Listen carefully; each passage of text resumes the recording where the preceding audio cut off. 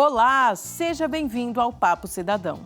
Este mês você vai acompanhar uma série sobre direitos humanos. Serão 4 programas sobre o tema. E nós abrimos a série falando sobre igualdade de direitos para todos. Mas antes do nosso bate-papo, vamos entender um pouco mais sobre o assunto.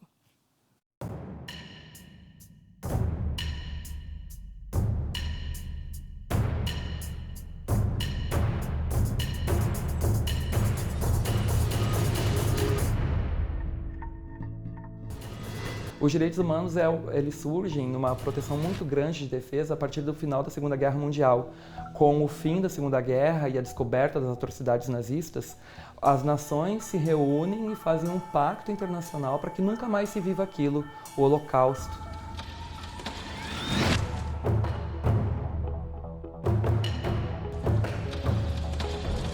Es ist unser Wunsch und Wille, dass dieser Staat und dieses Reich bestehen sollen in den kommenden Jahrtausenden.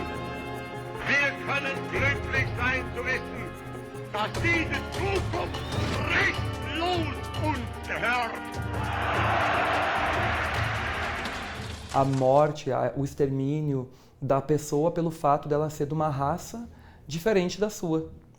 Então, se começa a proteger de uma forma muito forte em todos os pactos internacionais que se irradiam para todas as constituições a dignidade da pessoa humana. Direitos humanos não é só direitos relacionados a crime, não. São direitos relacionados a todas as manifestações da existência humana.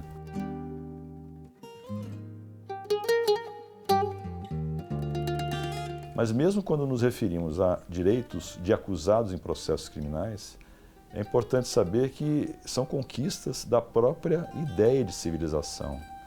São conquistas que datam aí de 100, 200 anos e que já se incorporaram à própria humanidade. Não é mais possível imaginarmos um processo criminal em que o acusado não tenha assegurado o direito de se defender, o direito a ter um advogado, o direito a recorrer de uma sentença, o direito a um juiz imparcial, que motive, que fundamente as suas decisões, né? Então são vários direitos que formam um complexo, digamos assim, de garantias.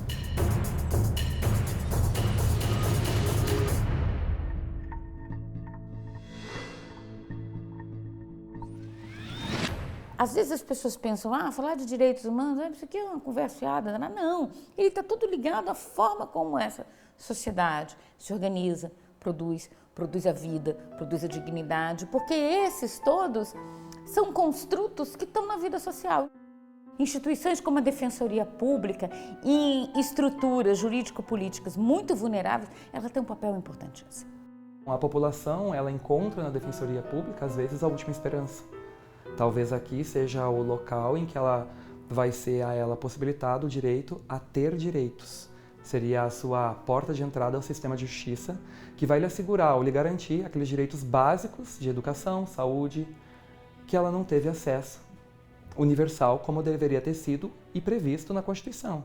Então ela busca os nossos serviços e assim nós garantimos a ela o acesso ao sistema de justiça. Quando alguém move uma ação penal, entra na justiça de uma maneira mais popular, né?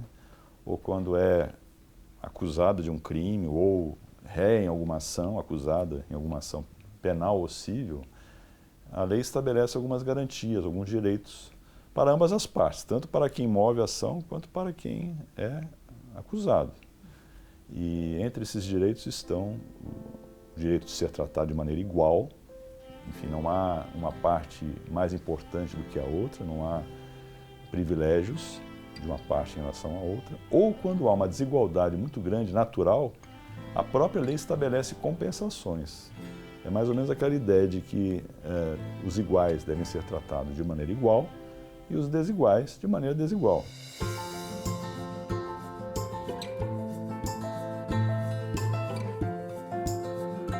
Tem uma figura que eu gosto muito que eles mostram, né? Os 3 garotinhos vendo futebol atrás do muro. Se você der o caixote igual para todo mundo, o pequenininho não vai ver. Então você realmente tem que dar um caixote maior porque o menor consiga ver, porque o maior já vai ver, né? Ele só vai aumentar.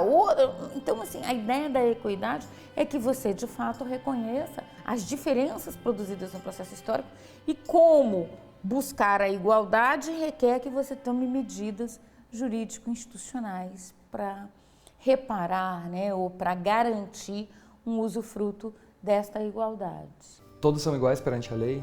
Para a lei, sim. Né? Agora, para quem aplica a lei e para quem faz a lei, deveria ser. Mas como a gente vê na realidade, existem muitas diferenças, né? Que não dependem do direito, mas diferenças da realidade mesmo, né?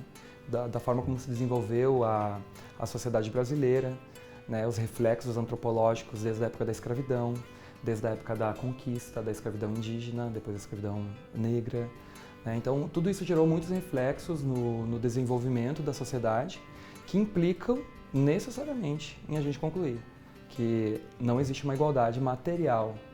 Essa é uma das buscas da nossa Constituição, que prima pela igualdade. Direitos humanos não pode ser interpretado como uma crença exclusivamente, mas ele é uma medida importante para que você promova dignidade, né? E o que é uma vida digna? Quem define o que é uma vida digna?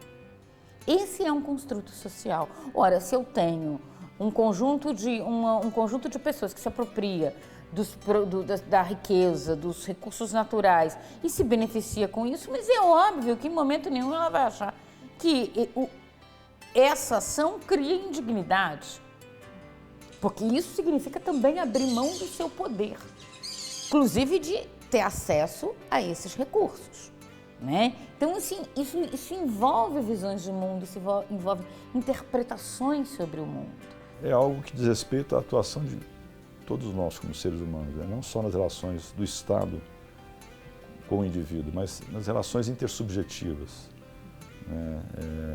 É algo que tem a ver também com a educação, né? Nós sermos educados ou, digamos, crescermos num ambiente de respeito mútuo, tratarmos todas as pessoas, independentemente do sexo, da religião, da etnia, da cor, com o mesmo respeito, a mesma dignidade que é inerente à sua natureza humana, né? Então, quando isso se torna um hábito do indivíduo, isso naturalmente se incorpora também às práticas institucionais. E na atuação, por exemplo, de juízes, de promotores, de policiais, isso passa a ser algo natural, né? Esse é o grande desafio, que a dignidade da pessoa humana seja algo tão natural que nós nem percebamos mais que estamos tratando todos com a mesma dignidade que cada um merece.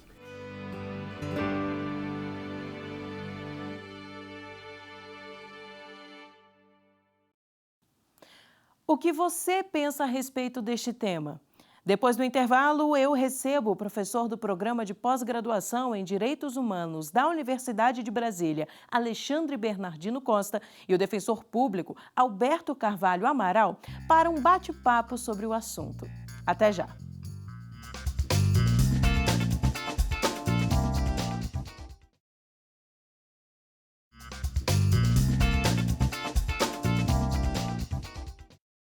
O Papo Cidadão está de volta. Para abrirmos a série sobre direitos humanos, o professor do Programa de Pós-Graduação em Direitos Humanos da Universidade de Brasília, Alexandre Bernardino Costa, e o defensor público, Alberto Carvalho Amaral. Sejam muito bem-vindos, é muito bom ter vocês aqui no Papo Cidadão. Obrigado. Obrigado, Samanta. Então, já para a gente começar, é bom a gente lembrar que a Declaração Universal de Direitos Humanos veio como uma resposta, né, aos horrores do nazismo, por volta de 48, né, que ela foi proclamada. E hoje o nosso programa fala justamente sobre o artigo 7º, né, que todos são iguais perante a lei, e que também tem uma ligação com o artigo 5º, né, da nossa Constituição, que fala mais ou menos a mesma coisa. Sobre isso, eu vou trazer uma pergunta que nós recebemos pelo Instagram, que é do Arcanjo Carvalho. Qual o conceito mais sucinto sobre o princípio de isonomia? Pergunta é boa. Eu gosto quando alguém pergunta conceitos sucintos de temas que são complexos. Realmente. A sociedade de 200 caracteres é complicado. Cabe 2 dissertações e 3 teses, mas vai um conceito sucinto. Mas vamos tentar ser sucintos. Assim, isonomia, se a gente for pensar de forma mais simples, seria igualdade. né? Você tentar propiciar meios de igualdade. E não é de hoje, na realidade, muito antigo, muito antiga a ideia de que não basta só para garantir a isonomia ou equidade, não basta só você garantir instrumentos formais. Porque eu tenho que levar em consideração algumas características da sociedade, características pessoais, para garantir efetivamente essa igualdade. Então, no direito costuma se diferenciar na igualdade formal, igualdade material, ou igualdade na lei, perante a lei. Se a gente for pensar no conceito de isonomia, o conceito que seja adequado, é dar a real possibilidade das pessoas participarem. Né? Conceito assim, que também é um pouco fora dos conceitos jurídicos. Né? Juridicamente, o professor Alexandre, com certeza, ele tem um conceito melhor que o meu. Não. Mas eu acho que a ideia é essa, é dar a possibilidade. Então, quando as pessoas estão no mesmo patamar ou em patamar próximo, você dá possibilidade para elas garantir que elas tenham as mesmas condições de concorrer. Quando há determinadas características pessoais que impossibilitam, que diminuem a possibilidade de participação, então você tem que tratar as pessoas de forma desigual para alcançar uma igualdade, que seria uma igualdade material. Né? Já vou pegar esse gancho aí para trazer uma outra pergunta que nós recebemos pelo Facebook, que é do Renan Augusto Costa. Qual a diferença entre igualdade e equidade? Vai entrar exatamente nessa questão, que é a possibilidade de estabelecer igualdade, que ele tinha dito, e uma isonomia real, uma igualdade formal e uma equidade diante dos fatos. Isso vai gerar uma diferença completa de tratamento na isonomia, que é a igualdade diante da norma, né? que é em relação à pergunta anterior, que é o que o Alberto já estava falando. Quando a gente leva em consideração abstratamente, a gente tem que tratar todos de forma absolutamente igual. O problema todo é que as pessoas não são iguais, os contextos não são iguais, as realidades não são iguais, historicamente as questões não são iguais. A gente tem idades distintas, a gente tem gêneros distintos, a gente tem situações sociais distintas, e a gente tem que tratar juridicamente essas questões de formas distintas. Então, a igualdade, basicamente, seria tratar todos de forma igual.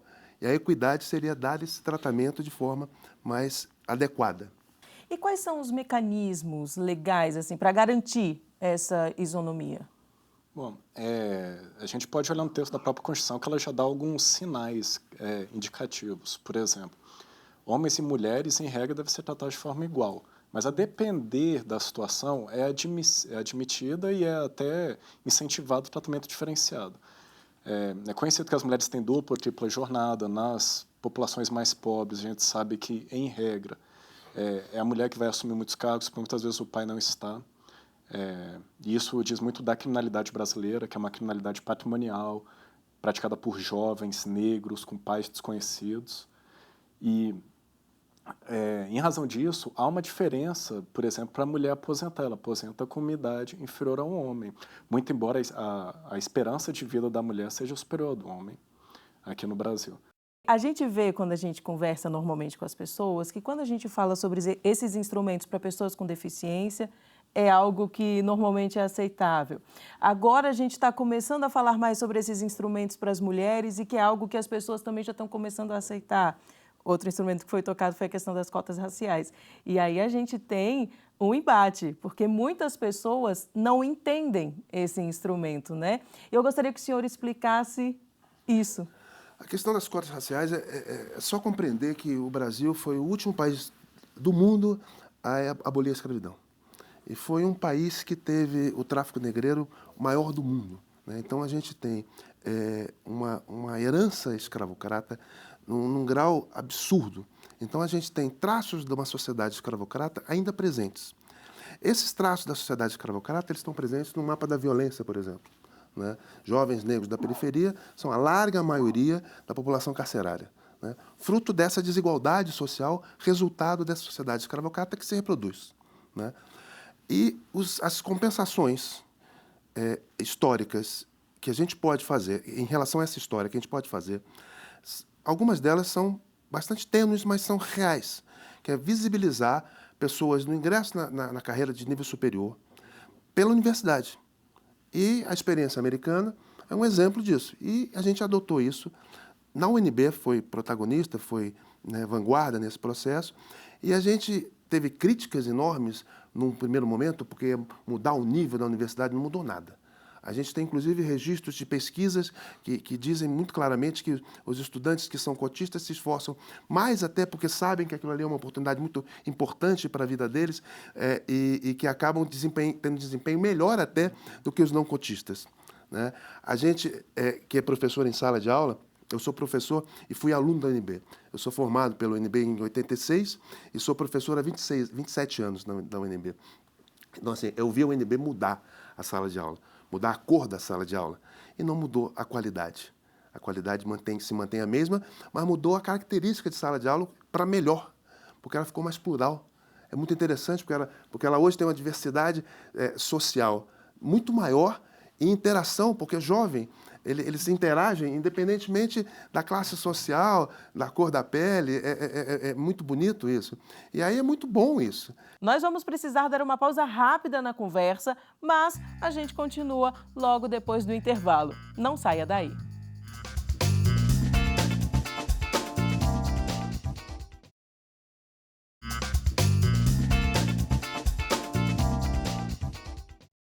Estamos de volta com o Papo Cidadão. Lembrando que a nossa conversa é sobre igualdade de direitos. Comigo aqui no estúdio, o professor do Programa de Pós-Graduação em Direitos Humanos da Universidade de Brasília, Alexandre Bernardino Costa, e o defensor público, Alberto Carvalho Amaral. Continuando a nossa conversa, eu gostaria de saber se podemos dizer que existe isonomia no sistema carcerário. Bom, não, mas vamos por partes, né? As nossas normas, elas prevêem lá um tratamento isonômico para quem está encarcerado. Hoje, o Brasil ele tem um número significativo de presos. O que talvez nos toque assim, o primeiro ponto, se há realmente um tratamento isonômico ou não, é quando a gente leva em consideração esses presos, 41% das pessoas que estão presas são presos provisórios. O que é o preso provisório? É um preso que ainda não tem uma definição do título condenatório. Ou seja, ele não tem uma sentença com trânsito. Então, em tese, é possível que ele saia da prisão porque não foi condenado. E é 41% desse total de presos. Quando se fala em superlotação das cadeias, de fato a gente está superlotada, a média de ocupação é 200%, mais ou menos, mas lógico que tem locais que têm ocupação muito grande, e os presídios federais têm ocupação baixíssima, que são os presídios de segurança máxima, RDD, etc. Quando a gente pensa nesses números, a gente não pode esquecer que presos provisórios são presos que o processo está tramitando. E aí, como resolver isso e falar que há um tratamento isonômico para os presos que estão definitivamente condenados, que eles têm vários direitos assegurados pela LEP, pela Lei de Execução Penal, porque a gente acredita, e essa é a base do nosso sistema, que a pessoa ela vai receber uma punição, mas ela vai sair dali melhor, ou pelo menos tem essa crença, né, de que vai sair melhor. E quando você chega num local curto, várias pessoas presas num ambiente extremamente inóspito, ruim, não tem como você esperar algo. A gente tem a terceira população carcerária do mundo. A gente se fala muito em impunidade no Brasil e a gente tem uma punição enorme numa determinada faixa social, né, que ele falou, jovens negros da periferia, para crimes patrimoniais e para tráfico de droga não violento. É importante frisar isso, tráfico de drogas não violento. Né? A gente tem, assim, 1/3 dos presos por tráfico de drogas não violento. A gente prende muito e prende mal. E submete a uma ilegalidade. Eu tenho um amigo, colega, que é juiz de vara de execução criminal e autor de livros sobre processo de vara de execução e prisão, né, que ele fala, eu cometo ilegalidade o tempo todo, porque eu prendo em locais onde eu descumpro a LEP, a Lei de Execuções Penais, o tempo inteiro. Porque eu digo que eu vou prender num lugar que deveria ter um espaço físico adequado e não tem. Que vai ter banho de sol adequado e não tem, que vai ter atividade de trabalho e não tem, que vai ter socialização e não tem. Ele não vai ser submetido à violência e é submetido. Ele acaba entra com 18 anos, para não ser submetido a uma violência sexual por parte de presos mais antigos, ele entra para uma facção. Essa é a realidade do presídio brasileiro. Qual é o cumprimento de ilegalidade que a gente tem? Qual é o tratamento isonômico que a gente tem? As celas que tem banho adequado, que tem asseio, né, de vaso um pouquinho mais limpo, coisa e tal, tem xerifes que frequentam essas celas. Aqueles que conseguem dormir adequadamente, eles têm um status diferenciado na cadeia. Assim, isso é a realidade do sistema penitenciário nacional. Tem como mudar isso? Tem. É só a gente trabalhar a realidade do sistema penitenciário nacional, não para punir mais os jovens negros da periferia, para tentar mudar a realidade, por exemplo, dos presos provisórios, para diminuir o sistema de presos provisórios e para enfrentar o tráfico não violento. Não dá para ficar prendendo jovens negros da periferia porque estão com 2 ou 3 baseados, ou com 2 ou 3 pedras de crack. Quando jovens brancos da Zona Sul, com 5, 8, 10 pedras de crack, ou papelote de cocaína, não, é consumo próprio. Tem alguma coisa muito errada no nosso sistema. Nós temos uma outra questão também sobre isso, e foi um vídeo que nós recebemos com esta questão. Vamos assistir agora. Oi, eu sou Gustavo Passos, representante da Rede Corpora Libertar, que é a rede internacional de trabalho com pessoas LGBTI+, privadas de liberdade, e fui consultor do Ministério dos Direitos Humanos, responsável por realizar o diagnóstico do tratamento penal das pessoas LGBT e mais nas prisões do Brasil. Dentro dos padrões de violação, né, que se tem, eu gostaria de enfatizar os padrões para a população travesti e transexual, que são os padrões de violência, né, e de violação. São pessoas que têm cotidianamente sua identidade de gênero negada dentro do sistema prisional, ou seja, o seu nome social não é respeitado, sua identidade de gênero não é respeitada, e são pessoas que estão submetidas diariamente também a violências das mais diversas possíveis, desde a psicológica até a violência física e sexual, tanto a partir das outras pessoas privadas de liberdade, quanto dos agentes penitenciários, que também existem casos que isso acontece. E sobre isso nós lemos relatos chocantes, impressionantes de violências que essas pessoas sofrem nessas unidades, né? Como é que está essa população hoje? Ela está invisibilizada? Bom, eu posso falar aqui do Distrito Federal, né? Dos outros estados, o que eu tenho conhecimento é mais por causa da Associação Nacional e há um trabalho hoje nacional, em âmbito das defensorias públicas, para tentar modificar essa situação. E o que a gente viu aqui no Distrito Federal? A gente oficiou o sistema, né, e foi informada a existência dos transgêneros e de um outro tratamento que não estava muito adequado na sua identidade de gênero. A gente começou a tentar intervenções, primeiramente de forma política, para modificar esse cenário. Porque é muito ruim, nesse ambiente também, ser reproduzida essa violência estrutural, né? E, querendo ou não, o presídio, que é aquela instituição total, ela vai reproduzir com muito mais força, né, muito mais pressão essas violências estruturais que estão do lado de fora. Então, pelo menos aqui no Distrito Federal, o Núcleo de Direitos Humanos da Defensoria ele tem tido uma atenção, junto com o Núcleo de Execuções Penais. Os colegas têm feito visitas frequentes, conversado com todos que estão encarcerados, tentando achar uma solução que não seja tão prejudicial para uma questão tão importante para a identidade deles. E quando a Corte Interamericana de Direitos Humanos atua? Em quais casos ela atua? Bom, a Corte ela pode atuar, né, em todas aquelas violações à Convenção Americana e tratados em que os países signatários sejam participantes, né? A gente teve várias atuações importantíssimas da Corte.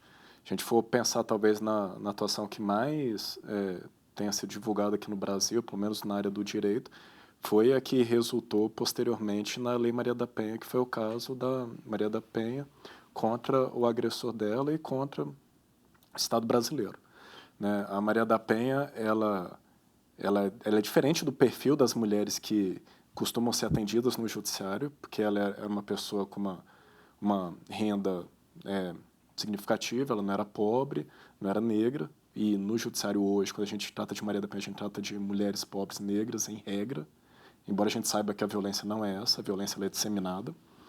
E a Maria da Penha, ela sofreu violações inúmeras. O ex-marido dela tentou primeiro ele fingiu o assalto, deu um tiro de espingarda nas costas dela, ela ficou paraplégica, e depois ele tentou eletrocutar ela dentro da banheira, uma semana depois. O caso se arrastou durante uma década de impunidade, ele sofreu uma condenação com uma pena baixíssima, e esse caso chega até a comissão. A comissão, que ela antecede algumas vezes a corte, ela fez uma recomendação para o Brasil, ou seja, a pessoa não chega nem na corte, própria comissão, ela já fez a recomendação e o Brasil seguiu aquela recomendação e acabou aprovando a Lei Maria da Penha. A gente tem outros casos, a gente tem casos de trabalho escravo, já recomendação de responsabilização de trabalho escravo, a gente tem casos outros de responsabilização, e os casos, se eles chegam por parte, denúncia junto à comissão e da comissão à corte. Era esse ponto que eu ia tocar. Como é que chega, né? É só por denúncia, não tem nenhum tipo de fiscalização, por exemplo, aos países signatários? Não, depende.